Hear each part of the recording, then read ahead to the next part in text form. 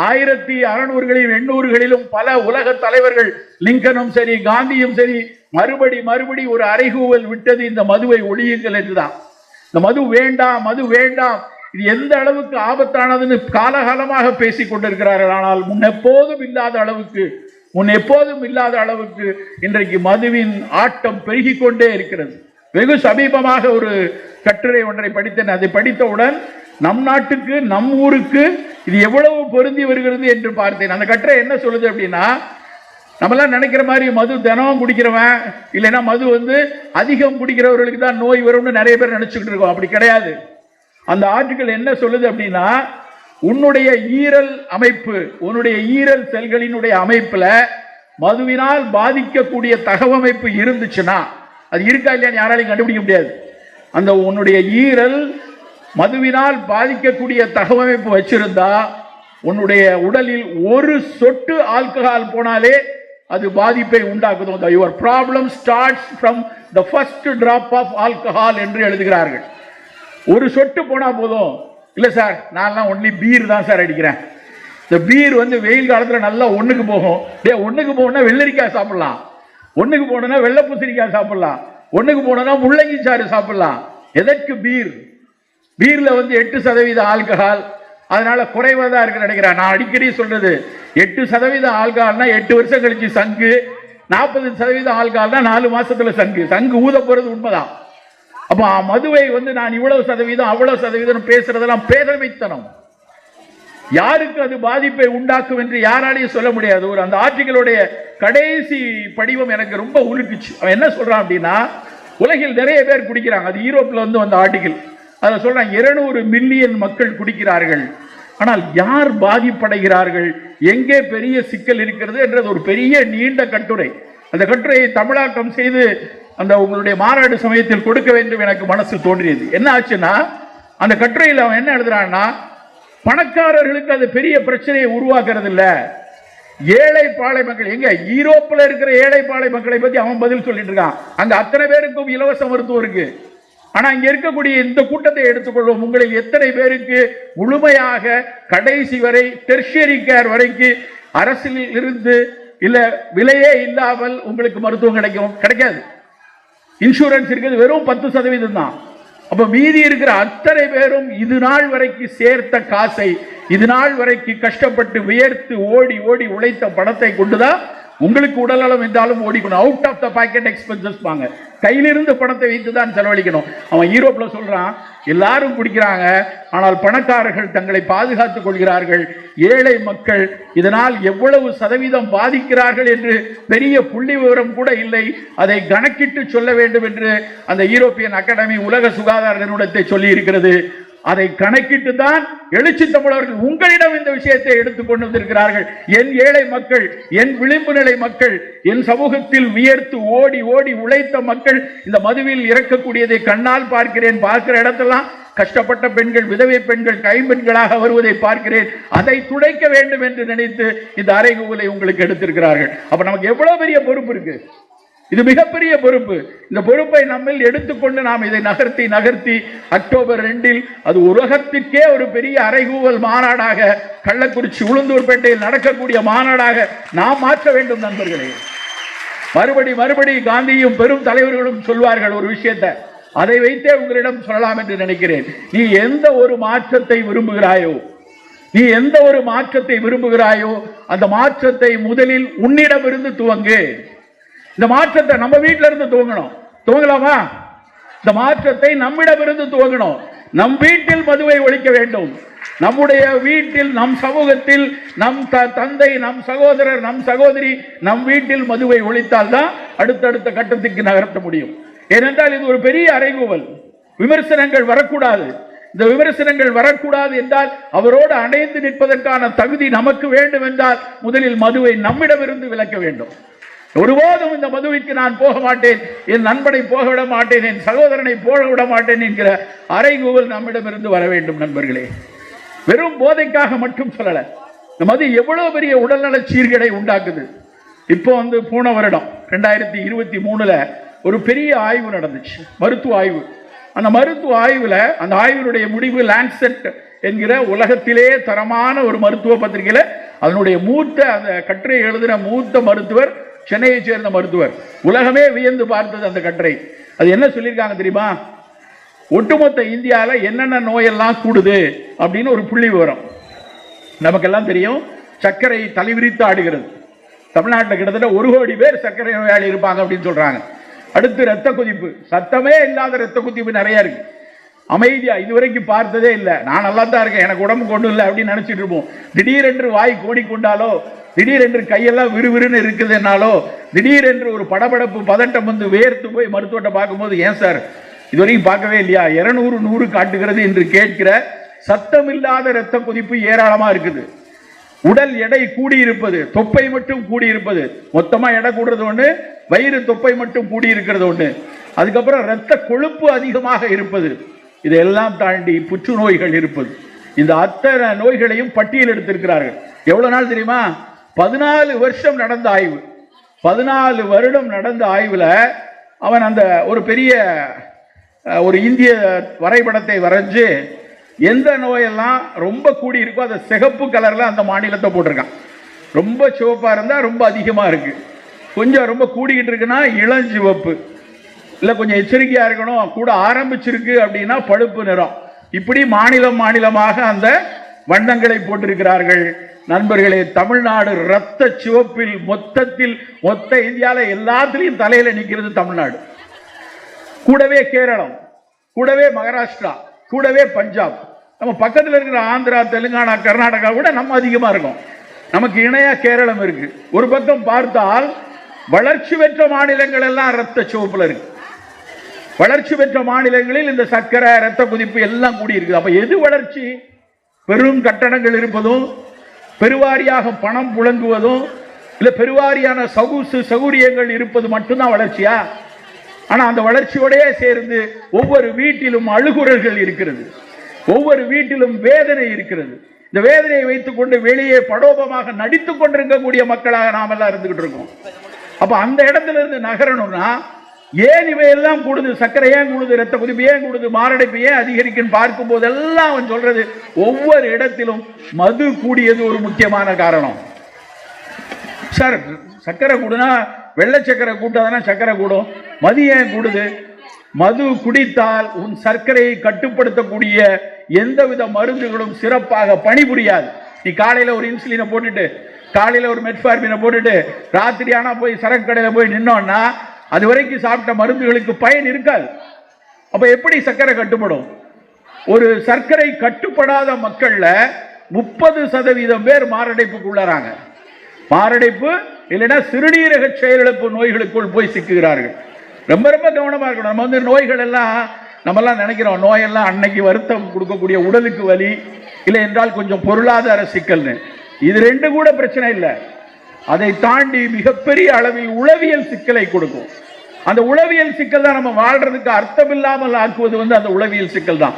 ஏற்கனவே மது கொடுக்கக்கூடிய நேரடி உளவியல் சிக்கல், கூடவே மதுவினால் ஏற்படக்கூடிய இந்த நோய் கூட்டங்களின் பெருக்கத்தினால் வரக்கூடிய உளவியல் சிக்கல் என்று ஒட்டுமொத்த சமூகமும் மனமுடைந்து இருக்கக்கூடிய கூட்டமாக மாறும். நான் ஒரு மருத்துவனாக தினம் பல நோயாளிகளை பார்த்து கொண்டே இருக்கிறேன். ஒவ்வொரு நோயாளிகளுக்கும் ஏன் இந்த நோய் கூடுகிறது, எதற்காக இந்த சிக்கல் கூடுகிறது என்று உற்று பார்க்கும்போது எங்கோ ஒரு பின்னணியில் மது உட்கார்ந்து இருக்கிறது. அதை தவிர பல்வேறு இடங்களுக்கு, தமிழகத்தில் பல்வேறு இடங்களுக்கு உரை செல்வதற்காகவும் அலுவலுக்காகவும் இடங்களுக்கெல்லாம் போற இடங்களெல்லாம் இந்த பிள்ளையினுடைய படிப்பு ஏன் நின்று இருக்கிறது, இந்த பிள்ளையினுடைய அடுத்த வகுப்புக்கு ஏன் போகல, 8ஆம் கிளாஸோட நிறுத்திட்டோம் சார், 10ஆம் கிளாஸுக்கு அப்புறம் அவன் வேலைக்கு போறான் இப்படின்னு குழந்தைகள் சொல்வதற்கான மிக மிக அடிப்படையான காரணம் தகப்பன் அருந்தக்கூடிய மதுதான். பல இடத்திலையும் பெண்கள் வேலை செய்யறாங்க. நிறைய இடத்துல இந்த பிளாக் டெவலப்மெண்ட்ல நிறைய இடங்கள்ல போய் பஞ்சாயத்துகள் எல்லா இடத்துலையும் பார்த்தா பெண்கள் வருகிறார்கள் வேலைக்கு. ஆனால் அங்கே என்னாச்சு, உன் பிள்ளைய படிக்கல, உன் இனிய வேலைக்கு வரேன்னு கேட்டா கணவர் மதுவினால் காலையிலிருந்து இரவு வரைக்கும் கடக்கூடிய கூட்டம் பெரிய அளவில் இருக்கிறது. இவற்றையெல்லாம் நிறுத்தி ஆகணும். இவற்றையெல்லாம் முற்றுப்புள்ளி வைக்காமல் நாம் பெரிதாக வளர்ந்து விடவே முடியாது. உலகத்தில் பல இடங்களுக்கு நான் பயணித்திருக்கிறேன்.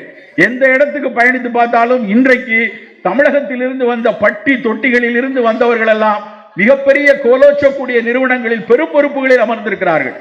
அன்றைக்கு நான் ஒரு வருடத்துக்கு முன்னாடி அமெரிக்கா போயிருக்கேன். போயிட்டு பேசி விட்டு கீழே வந்தா வழக்கமா தமிழ் மக்கள் வளர்ந்து கீழே வந்தோடனே முதல் கேள்வி வந்து எந்த ஊர் சார், நீங்க எந்த ஊர் சார், நீங்க பேசுறத பார்த்தா திருநெல்வேலி மாதிரி இருக்க, நீங்க மதுரையா சார், நீங்க எந்த ஊர் அப்படின்னு கேட்பாங்க. இந்த கேள்வியில் நான் போய் கீழே கேட்டா அயல் நாட்டிலிருந்து அயல் மாநிலத்திலிருந்து வரக்கூடியவங்க எல்லாரும் கேட்டா 3 மாநிலம் தான், 3 இடம் தான் சொல்லுவாங்க. வேறு மாநிலத்திலிருந்து வருவர்கள் கேட்டா எங்கிருந்து வந்தீங்க அப்படின்னா பாம்பே, இல்லைன்னா பெங்களூர், இல்லைன்னா பூனே. இந்த 3 ஊரை தவிர வெளியூரில் இருந்து படித்து வந்த வெளி மாநிலத்தில் வெளியூரில் இருந்து வந்தவங்க எங்கேயும் கிடையாது. ஆனா தமிழ்நாட்டு மக்கள் பெரும் கூட்டமா இருப்பாங்க. நீங்க எந்த ஊர் சார், நான் கேட்டேன் நான் விழுப்புரம் பக்கத்தில், உங்களுக்கு தெரியாது அந்த ஊர் கிராமம். இன்னொருத்தர் கேட்டேன் நான் உளுந்தூர்பேட்டைக்கு பக்கத்தில், நான் சல்வார்பேட்டை பக்கத்தில், நான் வந்து சிங்கப்புணரி பக்கத்துல இருந்து வரேன், நான் சாத்தூர் பக்கத்துல இருந்து வரேன். இப்படி ஒரு ஊர்ல இருந்து வந்து அங்கே கூகுள்லையும் ஆப்பிள்லையும் வேலை செய்திருக்கிறார்கள் என்றால் அந்த ஊரில் இருந்து அவர்கள் கடந்து வந்ததற்கான அடிப்படை காரணம் சமூக நீதியும் கல்வியும் மட்டும் தான் நண்பர்களே. இந்த இரண்டும் இல்லாமல் அந்த இடத்துக்கு நகர முடியாது. அந்த இரண்டையும், அந்த கல்வியை பாதுகாப்பாக வைத்துக் கொள்ளணும். படித்து படித்து உயர வேண்டும் என்றால் மதுவின் பிடியில், போதையின் பிடியில் நம் பிள்ளைகள் சிக்கக்கூடாது. இன்றைக்கு அங்கங்க தகவல் வந்து கொண்டே இருக்கிறது, ஊடகங்கள் பார்த்து கொண்டே இருக்கிறோம். இளம் பருவத்தில் பையனும் பொண்ணும் மது இருந்தாங்க, அதை பெருசா போட்டோ போட்டு சிரித்துக் கொண்டு இருக்கிறார்கள். ஒவ்வொரு நேரம் அதை பார்க்கும்போது வேதனையும் வலியும் தான் இருக்கிறது. அப்படி பார்க்கிற படத்தை பார்க்கும் போதெல்லாம் அந்த பிஞ்சு பிள்ளை, ஒரு 14 வயசு 15 வயசு பையன் இப்படி ஒரு போதையிலையும் மதுவிலையும் இருக்கிறானே அப்படின்னு வேதனையாக இருக்கிறது. தொடர்ந்து ஊடகங்கள்ல காட்டக்கூடிய பல்வேறு வன்முறைகளை பாருங்க. இன்றைக்கு வங்காளமே உலுக்கப்படுகிறது மருத்துவர்களுடைய போராட்டத்தினால. ஒரு பெண் மருத்துவர் மிகப்பெரிய அளவில் வன்கொடுமை பலாத்காரம் செய்யப்பட்டு இறந்திருக்கிறார். அதற்கு பின்னாடி இருக்கிறதனுடைய முதல் விஷயம் அது. அதில் கைது செய்யப்பட்ட நபர் சொன்ன விஷயம், நான் அங்கு சென்று மது இருந்தேன், அதுக்கப்புறம் என் நண்பரோடு சேர்ந்து மது இருந்தேன், அதுக்கப்புறம் நான் இது மாதிரி வன்புணர்வு செய்தேன் என்று சொல்லி இருக்கிறார். அப்ப அவனை கிறுக்கனாக ஆக்கி, ஒரு போதை கிறுக்கனாக ஆக்கி, சமூகத்தின் பெரிய நோயாக ஆக்கியது மது. மறந்து விட மாட்டோம் நிருபமாவை. அந்த நிருபமாவினுடைய வன்புணர்வுக்கான அடிப்படை காரணம் அந்த 4 இளைஞர்களுடைய மதுதான். ஒரு மது உன்னை மிகப்பெரிய கொடுங்கோலனாக மாற்றுகிறது, ஒரு அறிவிலித்தனத்தை கொடுக்கிறது. அதனால்தான் கௌதம புத்தர் அவர்கள் அன்றைக்கே இதை ஒழித்து கட்டுங்கள், மது எனக்கு வேண்டாம் என்று சொன்னார்கள். கள்ளுண்ணாமையை பற்றி வள்ளுவன் ஆசான் அன்றைக்கே சொன்னதுக்கு காரணம் அதுதான். நம்ம அதெல்லாம் கேட்க வேண்டாமா? அதை ஏன் நம்ம ஏற்றுக்கொண்டு போறோம்? திரைப்படங்கள் மறுபடி நம்மை கூலிப்படைகளாக மாற்றுகிறது. திரைப்படங்கள்ல ஒரு சந்தோஷமோ இல்லை என்றால் ஒரு துக்கமோ உடனே பாட்டில் தூக்கிட்டு ஆடுறதுன்னு காட்டிட்டு இருக்காங்க. ஒரு 25 வருடத்துக்கு முன்னாடி சந்தோஷமோ துக்கமோ எல்லோரும் மதுவுக்கு பின்னாடி போகலையே. எனக்கு இன்னைக்கும் நினைவு இருக்கிறது. எங்கள் வீட்டில் இருந்து நான் பள்ளிக்கு போவதற்கு 5 கிலோமீட்டர் சைக்கிளில் போனோம். அந்த சைக்கிளில் போகும்போது குறுக்க ஒரு வழி இருக்கு. அது ஒரு ஏரிக்கரை ஓரமாக போனால் ஒரு 4-5 பசங்க சேர்ந்து போனால் 1.5-2 கிலோமீட்டரில் போயிடலாம். எங்கள் அப்பா ஒரு நாள் நான் அது வழியாக போகிறத பார்த்துட்டு வீட்டுக்கு வந்து ஒரே சண்டை, உன்னை எவன் அங்கே வழியாக போச்சோன்னா, இதான் உன்னை ரெகுலராக ரோட்டில் போக வேண்டியதானே, ஏன் அது வழியா போற அப்படின்னா ஒரே காரணம் என்னன்னா, அந்த போற வழியில் ஒரு மதுக்கடை இருந்தது. அந்த மதுக்கடை அருகாமையில் போவதையே தவறென பார்த்த சமூகம். அதனால்தான் இன்றைக்கு 55 வயதாளர் ஒரு துளி மது அருந்துவதில்லை என்கிற விஷயத்தை குடும்பம் கொடுத்தது. நாம் அப்படி உருவாக்க வேண்டும் நம் பிள்ளைகளை வேண்டாம். அது நல்லதா கெட்டதா? சில பேர் சொல்லுவாங்க, சார் கொஞ்சமா குடிச்சா கெட்ட கொலஸ்ட்ராலுக்கெல்லாம் நல்லதுன்னு சொல்றாங்களே, அந்த டாக்டருக்கு எவனோ ஊத்தி கொடுத்துருப்பான். அப்படி எங்கேயும் சட்டம் கிடையாது, எங்கேயும் அப்படி ஒரு இது கிடையாது. திரும்ப போய் சொல்லப்படுகிறது. இப்ப வந்து ஆர்டிகல் கூட, இப்ப ரிசர்ச் ஆர்டிகல் ஒன்று BMJல ஒன்று வந்திருக்கு. பல வருஷமா ஆய்வு செய்து அவன் சொல்றான், நீ தீபாவளிக்கு மட்டும் குடிப்பியா, இல்ல பொங்கலுக்கு மட்டும் குடிப்பியா, கல்யாணத்துக்கு மட்டும் குடிப்பியா, நீ எவ்வளவு குடிப்ப, குடிக்கும் போது என்னெல்லாம் சேர்த்து சாப்பிடுவ, இதெல்லாத்தையும் ஆய்ந்தறிந்து அவர்கள் சொல்வது, குடிப்பதனால் வரக்கூடிய கெடுதி என்பது அளவினால் அல்ல, எவ்வளவு குறுக்கமா நீ கொடுக்கிறேங்கிறதுனால இல்ல, உன்னுடைய ஈரலில் அதனுடைய தகவமைப்பு இருந்தா கண்டிப்பா மது விரைவில் உன்னை கொல்லும் என்பதுதான் அந்த ஆய்வு முடிவு. அது ஒரு கோஹார்ட் ஸ்டடிமாங்க. அவ்வளவு விவரம். ஆனா அதெல்லாம் பத்தி யாரும் பேசவே மாட்டாங்க, அது பத்தி எந்த ஊடகங்களையும் வராது. ஆனா நம்ம பொதுஜன மக்கள் என்ன நினைக்கிறோம் அப்படின்னா, ஏதோ கொஞ்சமா குடிச்சா தப்பு இல்லைன்னு. கொஞ்சமா குடிச்சா இல்ல, குடி எவ்வளவு குடித்தாலும் அது சிக்கலைத்தான் உருவாக்கும். ஒருபோதும் அது உருவாக கூடாது. எவ்வளவு பெரிய அளவுல புற்றுநோய் கூடிக்கிட்டே இருக்கு. ஒரு காலத்துல புற்றுநோய் எடுக்குது. நாங்கெல்லாம் படிக்கிற காலத்துல புற்றுநோய்கள் அப்படின்னா தமிழ் சினிமால தான் பார்த்தோம். 2 ஹீரோயின் ஒரு ஹீரோட பாட்டு பாடிட்டு இருப்பான். படத்தை முடிக்கிறதுக்காக திடீர்னு ஒருத்தருக்கு வந்து புற்றுநோயை கொண்டு வந்துருவாங்க. அப்படிதான் இருந்துச்சு. இன்னைக்கு நல்லா யோசிச்சு பாருங்க. தெருவுக்கு தெரு, வீட்டுக்கு வீடு, சொந்தக்காரர், மாமா, சித்தப்பா, பக்கத்து வீட்டுக்காரர், எங்க பார்த்தாலும் இது கேட்டுக்கொண்டே இருக்கிறோம். பெரிய அளவில் கூடிக்கொண்டே இருக்கிறது. AYA என்று சொல்கிறார்கள், adolescent and young adult. 25 to 45 வயதுக்குள்ளாக இருக்கக்கூடிய அந்த இளம் பிராயத்தில் வரக்கூடிய புற்றுநோய் கூடிக்கொண்டே இருக்கிறது நண்பர்களே. அன்றைக்கு ஒரு நாள் ஒரு பேஷண்ட் வராங்க. ரொம்ப நீங்களாம் கவனமா கேட்க வேண்டிய விஷயம். ஒரு இளம் பையன், ஒரு 30-32 வயசு இருக்கும். அவனுக்கு ஒரு 7-8 வருஷமா தொண்டையில எரிச்சல், ஒரு நெஞ்செரிச்சல், கபகபன்னு நெஞ்சில எரியுது, கேஸ்ட்ரைட்டிஸ்.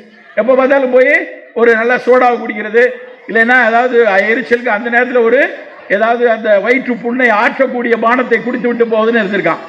நம்ம கிட்டே நிறைய பேருக்கு இருக்கும் நெஞ்செரிச்சல், கேஸ்ட்ரைனா சரியா சாப்பிடலாங்க, இல்லை நேரம் தப்பி சாப்பிட்றோம்.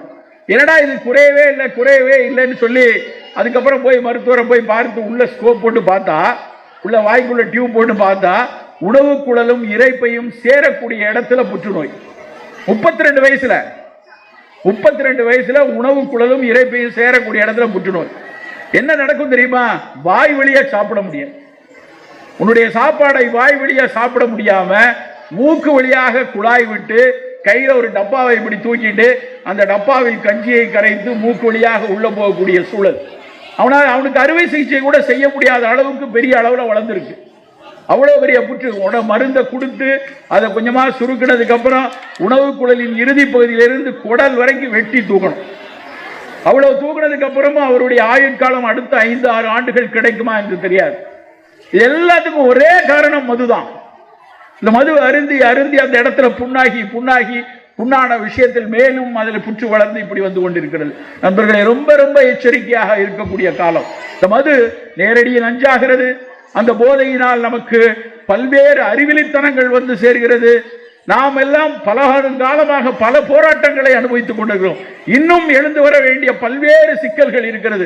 அவற்றிற்கெல்லாம் அறைகூவல் விடுவது போலதான் எழுச்சி தமிழர் அவர்கள் உங்கள் அத்தனை பேரையும் வர சொல்லி இதை பற்றி பேசி இருக்கிறார்கள். நண்பர்களே, நாம் முதலில் இந்த மாற்றத்தை நம் வீட்டிலிருந்து துவங்கணும், நம் குடும்பத்திலிருந்து துவங்கணும். இந்த வரக்கூடிய காலங்களில் நான் மது அருந்த மாட்டேன். இந்த அக்டோபர் 2ஆம் தேதி வரும்போது நாங்கள் பாதி பேர் வந்து அண்ணா இதுவரைக்கும் இருந்த மதுவை நாங்கள் விட்டுவிட்டோம் என்று நீங்கள் சொன்னால் அதை விட பெரிய வெற்றி தமிழருக்கு வேறு எதுவும் கிடையாது. அதற்காக நாம் அத்தனை முயற்சிகளை இந்தியிலிருந்து எடுக்க முடியாது என்று இல்லை. எந்த ஒரு பழக்கத்தையும் 100 நாட்கள் ஒருத்தன் விட்டுட்டான் அப்படின்னா, எந்த ஒரு பழக்கத்தையும் புதிதாக கற்றுக்கொள்ள வேண்டும் என்றால் 100 நாட்கள் கற்றுக்கொண்டாலோ, எந்த ஒரு பழக்கத்திலிருந்து விடுபட வேண்டும் என்றாலும் 100 நாட்கள் செய்தால் ஆயுட்காலம் முழுக்க விடுதலை பெறலாம். அப்ப அதற்கான முயற்சியை, அதற்கான விஷயத்தை முன்னெடுக்க வேண்டும் என்பதற்காகத்தான் இவ்வளவு பெரிய சிக்கலை அண்ணன் அவர்கள் முன்னெடுத்திருக்கிறார்கள். இன்னொரு விஷயத்தையும் நல்லா புரிந்து கொள்ளணும். மது என்பது நம்மை மட்டும் அளிக்கிற விஷயம் இல்ல. மது அருந்தக்கூடியவர்களுக்கு வயிற்றுல புண்ணு வருது, மாரடைப்பு வருது, வயிற்று சார் எனக்கு அதெல்லாம் வரல சார், நான் நல்லா தான் இருக்கேன், சும்மா பயமுறுத்தாதீங்கன்னு சில பேர் சொல்லலாம். உங்களுக்கு பிரச்சனை இல்லாமல் இருக்கலாம், உங்கள் மரபணுக்கள் மாற்றப்படும். எபிஜெனெடிக் டேமேஜ் நீங்க கூகுள் பண்ணி பாருங்க. மரபணுக்கள்ல ஒரு மாற்றம் வரணும்னா 10,000 வருஷம் 20,000 வருஷம் ஆகும். ஒரு குரங்குல இருந்து, கடைசி குரங்குல இருந்து முதல் மனுஷன் இருக்கான் இல்லையா, குரங்குல தான் வந்தோம் நம்ம படிக்கிறோம். ஆனா அந்த கடைசி குரங்கும் முதல் மனுஷனும் வர்றதுக்கு 1 மில்லியன் வருஷம் ஆச்சான், 10 லட்சம் வருஷம் இருக்கு. ஆனால் இந்த எபிஜெனெடிக் டேமேஜ் இருக்குல்ல, அதே மரபணுல இருக்கக்கூடிய மாற்றம் உங்களுடைய தொடர்ச்சியான குடியினால் அந்த மரபணு மாற்றப்படும் என்கிறார்கள் ஆய்வுல. அப்ப என்ன நடக்கும்? நமக்கு நோய் வராது. ஆனால் கல்லூரி காலத்தில் மரபணு நம்ம குடித்து அதுக்கப்புறம் திருமணம் செய்து நமக்கு ஒரு குழந்தை பிறகு இல்லையா, அந்த குழந்தையின் மரபணு மாறி இருக்கும். அவனுக்கு ஈரல் நோய் வந்து சேரும். இவனுக்கு என்னடா ஈரல் நோய், நல்லா தானே பார்த்துக்கிட்டேன், நல்ல பொருள் இருக்கு, நல்ல பணம் இருக்கு, பிள்ளைய நல்லா அடக்கிட்டு இருக்கிறேன், ஏன் திடீரென நோய் வந்துச்சு, ஏன் இப்படி ஆட்டோ இம்யூன் டிசீஸ் வந்ததுன்னு யோசிச்சு பார்த்தா இவனுக்கு தெரியாது, தான் என்றைக்கோ பள்ளி காலத்தில் கல்லூரி காலத்தில் குடித்த குடி இன்றைக்கு என் குழந்தையை இப்படி உட்கார வைத்திருக்கிறது என்று தெரியாது. நண்பர்களே, ரொம்ப ரொம்ப கவனமா கையாளப்பட வேண்டிய விஷயம். இவ்வளவும் இருந்தும் இன்றைக்கு குடிகாரர்களின் கூட்டம் கூடிக்கொண்டே இருக்கிறது. ரொம்ப எச்சரிக்கையா, வேண்டாம், இந்த மது எனக்கு வேண்டாம், மாரடைப்பை தரக்கூடிய மது வேண்டாம், என்னுடைய சர்க்கரையை கட்டுப்படாமல் விடக்கூடிய மது எனக்கு வேண்டாம், புற்றுநோயை தரக்கூடிய மது எனக்கு வேண்டாம் என்பது ரொம்ப ரொம்ப முக்கியமான விஷயம். இதையெல்லாம் தாண்டி இந்த சமூகத்தில் நடக்கக்கூடிய அத்தனை பிரச்சனைகளுக்கும் அடியாளமாக இது இருக்கிறது மது. அதை ஒழித்து கட்ட நினைக்க அந்த வங்காள மருத்துவரனுடைய விஷயமோ, இல்லை என்றால் நிருபமாவை பற்றிய விஷயங்களோ ஊடகங்களில் நிறைய வருது. இதையெல்லாம் தாண்டி ஊரிலும் நாட்டிலும் நம் தெருக்களிலும் நடக்கக்கூடிய பல்வேறு துயரங்கள், வீட்டில் நடக்கக்கூடிய சண்டைகள், பெண்கள் மீதாக நடத்தக்கூடிய வன்முறைகள், போய் அடிக்கிறது, போய் உதைக்கிறது, இப்படி எத்தனை விஷயங்கள் நடக்க, அதெல்லாம் தினம் தினம் பேப்பர்ல வராது. ஆனால் தினம் தினம் கண்ணீரில் பார்க்கிறோம். இதெல்லாம் தாண்டி மதுவினால் இறந்து போன அந்த குடும்பம், மது அருந்தி விட்டு இறந்து போன குடும்பம் கண்ணீரோடு கைப்பெண்களாக அவர்கள் நிற்பது, அதற்கப்புறம் இருக்கக்கூடிய வாழ்க்கையில் என் குழந்தைகளை எப்படி எடுத்துச் செல்வது, அவர்களை எப்படி ஆளாக்குவது, அவர்களை எப்படி சிக்காகோவுக்கும் வாஷிங்டனுக்கும் அனுப்புவது, படிப்பு மட்டும்தானே நம்மளை நகர்த்தி கொண்டு வரும். எந்த விதத்திலும் வசதி இல்லாதவர்கள் இன்றைக்கு ஒரு வாழ்க்கையின் அடுத்த கட்டத்துக்கு நகர்த்தணும்னா அது கல்வி மட்டும்தான். அந்த சமூக ரீதிக்கும் கல்விக்காகவும் தான் மறுபடி அவர்கள் எழுச்சி தமிழர் அவர்கள் தொடர்ச்சியாக பல்வேறு விஷயத்துக்கு பேசிக் கொண்டிருக்கிறார்கள். நண்பர்களே, இது ஒரு மிகப்பெரிய நகர்வு. இந்த நகர்வில் நாம் அத்தனை பேரும் அவரோடு நின்று அவரோடு தோள் கொடுத்து தொடர்ச்சியாக இந்த மது விலக்கு ஒழிப்பு மாநாட்டை மாபெரும் வெற்றி மாநாடாக எடுத்துச் செல்வதோடு அந்த மாற்றத்தை நம் வீட்டிலிருந்து, நம் ஊரிலிருந்து, நம் சமூகத்திலிருந்து, நம்முடைய சமுதாயத்திலிருந்து இவற்றை கொண்டு வருவோம். நாடெங்கும் உலகெங்கும் அண்ணன் அவர்கள் இதை தேசிய கொள்கையாக அறிவிப்பதற்காக போராடுவேன் என்று இருக்கிறார்கள். அதற்கு அந்த மாற்றத்துக்கு நாம் அத்தனை பேரும் குரல் கொடுப்போம் என்று கூறிக்கொண்டு வாய்ப்பளித்தமைக்கு நன்றி கூறி விடைபெறுகிறேன். வணக்கம்.